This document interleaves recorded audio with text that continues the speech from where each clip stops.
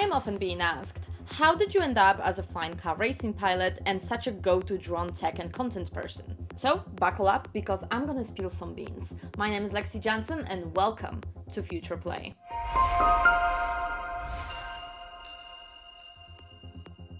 Sometimes we don't really know how small things in our lives may change our future. I would never think that picking up an FPV drone would change my life into something that it is right now. I'm often being asked, mostly during public speaking gigs, how did you know what you wanted to become when you grow up? And my usual answer is, I didn't, because the things that I'm doing right now haven't even existed when I was a child. And this is true on so many levels. So in this video, I will tell you how I became first FPV racing pilot, then flying car racing pilot, and all of my weird career stuff that is going on. And at the end of this video, I will tell you how you can do a similar thing, whatever you want to become in the future, whether it's flying car racing pilot or something absolutely else that does not exist yet. And yes, this video has chapters, so enjoy. Let's start. How did you start with the drones? How I started with FPV drones? Well, do you know this moment in which someone shows you something absolutely new that you haven't seen ever before, and you just look at it and decide, this is what I'm gonna do my entire life right now? So that was basically the situation, and that was back in 2014. And I know that you are probably familiar with some FPV footage out of Instagram or other social media platforms, but back then they were not even close to what you see right now. Let's just put it this way. But we had a lot of fun with them, and as Henry Ford once said, car racing started 5 minutes after the second car was built. So it obviously went straight to our drone stuff because we wanted to race those as well. And if you are familiar with drone racing right now, there's a lot of different obstacles. Back then, we actually were racing in a little circuit, had like maybe a couple of gates, maybe some flags, and we were just doing little circles trying to figure out how to go through the gate because it was really hard. But it was a brand new sport, and until this day, I am so grateful that I could see it grow. What's behind your success?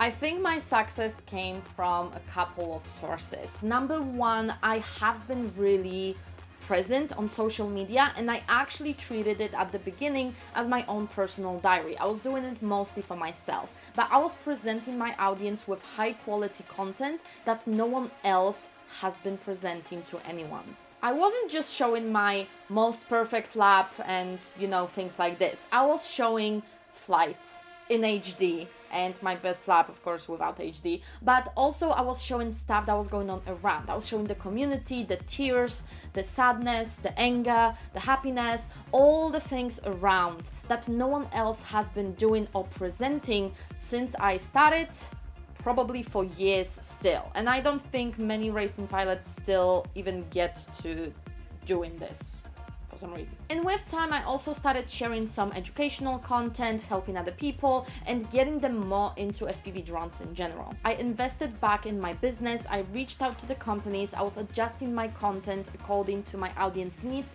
and I kept going. Week by week, my videos were showing up on YouTube, my pictures were on Instagram, and everything was going. And it doesn't matter that some of my videos were getting like 20-50 views, because with time, those videos started getting better and better, and I was just not giving up. It wasn't really an overnight success. It was years of failure, success, failure, more failure, and things like this. Because really, the failure is the moment in which you just stop doing something.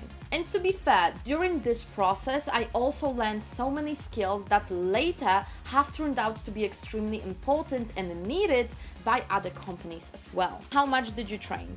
In my peak performance time, I was actually spending 3 to 4 hours every single day training for my drone racing, and if I couldn't really go outside because the weather was pretty bad, I was on a simulator for 3 to 4 hours a day.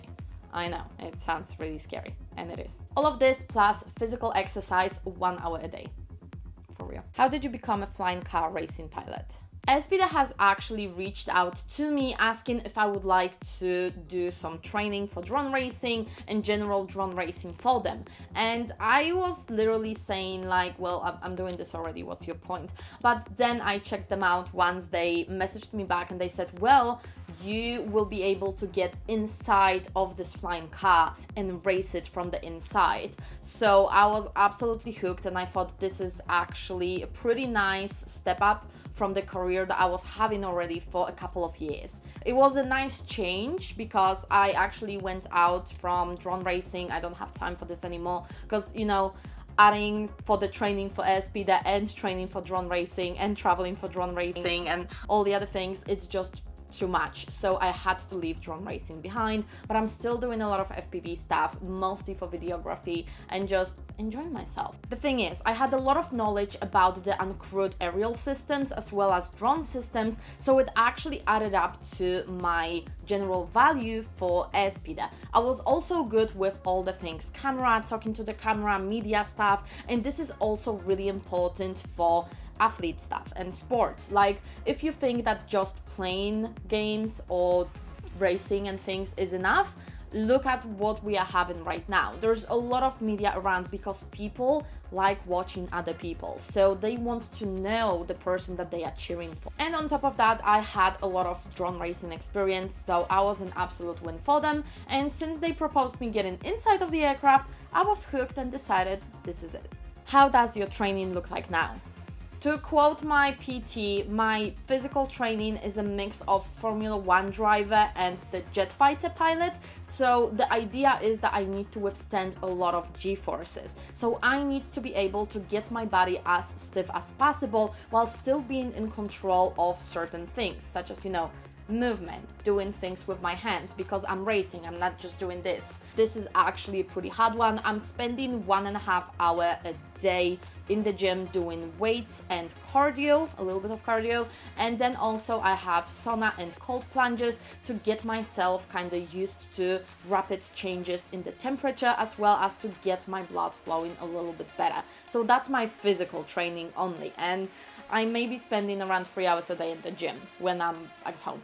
So it's absolutely great. I'm also learning meditation, some breathing techniques and things like this, just to kind of get myself a little bit calmer and to get more air into my brain during the racing, because it's also really, really important. How can others become the next Airspeeder pilot?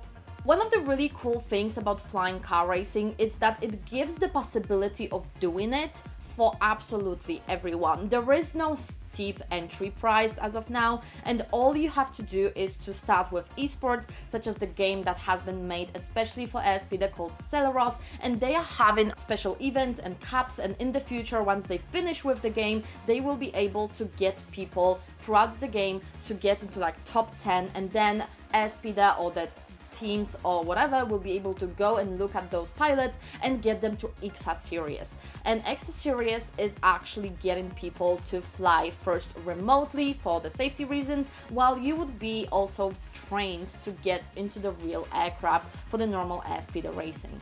FPV drone racing will also be a really great way to get into flying car racing, since, as I said before, Airspeeder wants to keep EXA series as a remote piloted series. So you will be able to just move from the small drones into the huge thing. So this is absolutely a way to get into it. But all you will have to do is, again, a lot of training, physical, mental, stick time, muscle memory, all the things like this. And this also involves people of the Celeros.